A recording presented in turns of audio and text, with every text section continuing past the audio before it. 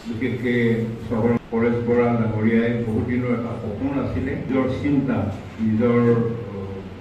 ভাৱনাৰে তেওঁক আলোচনা কৰি আমাৰ চিত্ৰ নাট্যকাৰ নয়নজ্যোতি তালুকদাৰৰ লগত কথা বতৰা পাতি আমাৰ সুবিচাৰক প্ৰণৱজ্যোতি ভৰালীৰ সৈতে লগ হৈ ছবিখন কৰাৰ সিদ্ধান্ত লৈছিলে আৰু যেতিয়া কথা পাতিছিলে তেতিয়াই মোৰ লগত তেওঁ কথা পাতিছিলে মোৰ লগত এটা বহুদিনীয়া সম্পৰ্ক আৰু তেওঁৰ লগত এইকাৰণে মোৰ ভাল সম্পৰ্ক যে বেংগলোৰত থাকে বেংগলোৰত থাকিও তেওঁ কিন্তু অসমৰ কলা কৃষ্টি এইবিলাক তাত প্ৰদৰ্শন কৰিবলৈ চিন্তা কৰে শেহতীয়াকৈ এই বছৰ তেওঁ তাত ৰাসৰ আয়োজন কৰিছিলে আৰু সেইজন হ'ল আমাৰ প্ৰযোজক মোৰ ভাল লাগিছে যে আপোনালোক আহিছে ইয়াত আমাৰ ছবি অসমীয়া ছবি বৰ্তমান পতনৰ পৰা উত্থান হৈছে সেইটো এটা খুব ভাল লগা কথা দিনক দিনে ছবিসমূহ খুব আগবাঢ়ি গৈছে ভাল হৈছে ভাল চিন্তাৰে নৱপ্ৰজন্মই খুব ভালকৈ নতুন নতুন পৰিচালক ওলাই আহিছে তেওঁলোকে খুব ভালকৈ ছবিবিলাক কৰিছে আৰু এই চিলনী চোৰত ময়ো এটা সৰু চৰিত্ৰত অভিনয় কৰিছোঁ মোৰ সৌভাগ্য যে প্ৰণৱৰ লগত কাম কৰি মোৰ ভালো লাগিছে আৰু আমাৰ টিমটো বৰ ভাল খুব ঘৰুৱাকৈ আমি কামখিনি কৰিলোঁ আৰু শেষত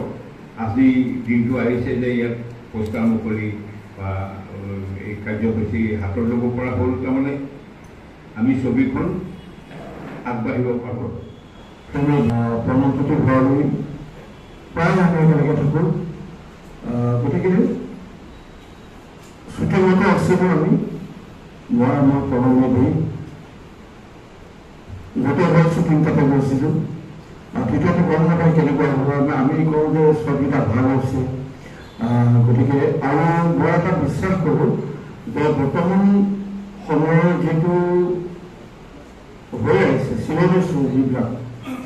গতিকে সেই পটভূমিত এইখনে চিনেমা মোৰ বোধেৰে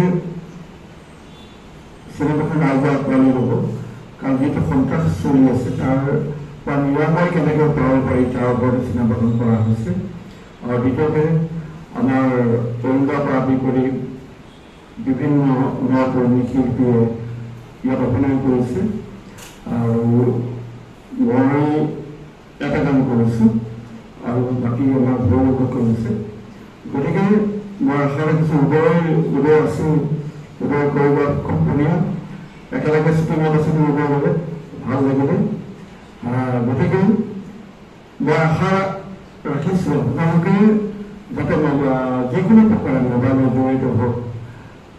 কিবা প্ৰকাৰে যাতে আপোনালোকে চিনেমাখন যাতে অলপ পাব্লিচিটি কৰিব পৰা দিব পাৰে তাৰ মই আপোনালোকৰ ওচৰত আশাবাদ এইবাৰৰ নতুন ছবি চিলনী চোৰৰ এয়া পোষ্টাৰ মুকলি এই পোষ্টাৰ মুকলি কৰা হ'ল অসমৰ ৰাইজে চিলনী চোৰখন আদৰিবলৈ আমি ধন্যবাদ দিম অসমৰ ৰাইজে যাতে অসমীয়া ছবিখন চিলনী চোৰখন আদৰি লয় তাৰ বাবে আমি অসমৰ ৰাইজৰ ওচৰত কামনা